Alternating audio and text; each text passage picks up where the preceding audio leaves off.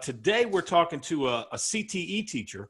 We think about kindergarten teachers, middle school teachers, and those kinds of teachers, social studies teachers. But what about CTE teachers? Natalie Clark teaches. Now, am I saying, is it dental tech or you teach a dental assistant? Dental assisting. A dental assistant. Okay, so Yes. you have a dental assistant class at the Chesapeake Career Center. Yes. First of all, how are things going around your house? How are you managing this craziness? Challenging. I think that's the word that most people would use right now. I have two girls of my own that are homeschooling. My husband's working from home. I'm working from home. So we're doing what millions of other people are doing. We're balancing and tackling all the challenges every day. All right. So now, how old are your kids? My girls are 14 and 10. Okay. All right. So how are they handling it? How are they managing? Are they just fitting right in with all this technology, or not so much? They are, again, balancing, they're balancing, they're trying to figure out a schedule. I'm trying to help them figure out a schedule, how to help them fit into my work schedule, my husband's work schedule. So every day is something different. As soon as we think we have it all together and buckled down, something changes. But at 14, she's pretty good. The 10-year-old needs a little bit more help. And so helping her through it all is part of my work day now. Right. A lot of quality time. Yeah. Right. So here's a question, at least that I am eager to ask, and that is, how do you teach dental assisting virtually? Creatively. I spend a lot of time searching online for virtual models of simulations that we can use, and it's pretty amazing the things that we can do now virtually. We're lucky for that. So just searching and searching for stuff that we can use that will, obviously, we can't ever replace the hands-on activity that we get at school, but we can try with the virtual models. Yeah, and this is, nobody knows this, and I don't have to tell them, but this is our third shot at this because of some technical issues. But we were talking about what kind of simulations and things that you've been able to find. Talk about some of those things. So, for example, which we talked about earlier, but dental assisting is a 2-year program. So in our first year, where we left off, one of the things that we were learning was how to take vital signs. In a dental office, we do that with our patients. We take their vitals when they come in, one main thing being blood pressure. So when we left on March 13th, that's what we were learning. We were learning how to take blood pressure. Obviously at home, when these kids are at home, they have no partner to practice on. They don't have the equipment that they can use. So the challenge for me was how not to let that hands-on skill just go by the wayside. So I wanted to continue to challenge them with learning how to do it at home. So I searched until I found an online module which gave a blood pressure reading. You push the start button, it ticks the little hand up, and they have to listen closely for the sounds. That's how we take blood pressure. We listen for a first sound and a second sound. So, and then they had to plug in the number that they got, and then the model told them whether they got it correct or not. So it's pretty cool. And I can attach that right into my Google Classroom, which is how we did it. So it was great. Wow.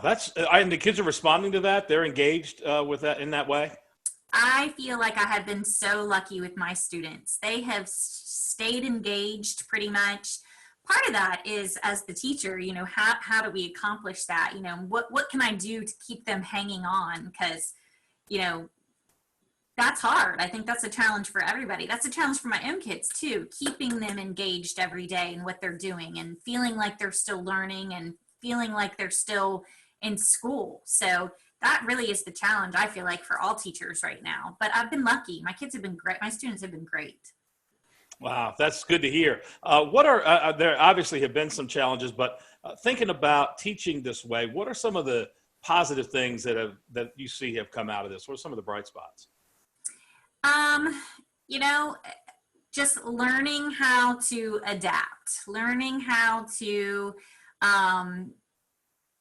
change from one thing to another. Like I said before, with CTE, we are all about life skills and career readiness, and adaptability is one of those things that you have to be able to do it in life. So I think it's a positive things that the kids have all been able to just flow right into what happens next, and have been able to be as successful as they have been so far.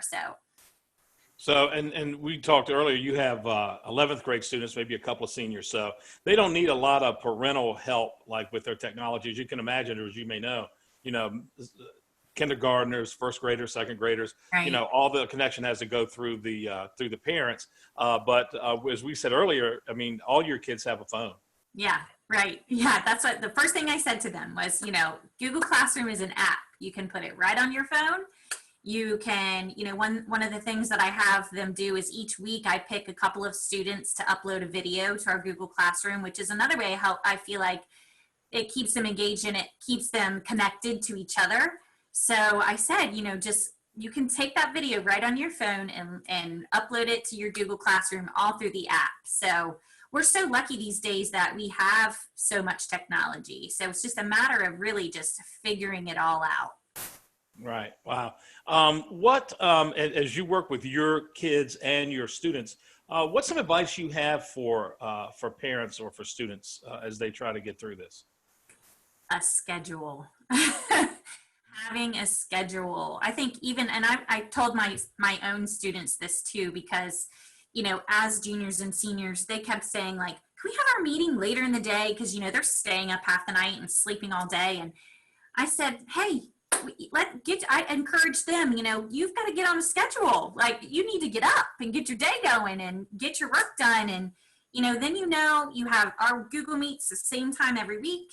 You can know where that fits into your schedule with your other classes. But with my kids, the same thing. I mean, we started out by writing out a schedule at the beginning of this and deciding this is how it's going to work. And I think that's the only way to make it work, because otherwise your days can be just crazy and days go by and you don't even know what you're doing, Right.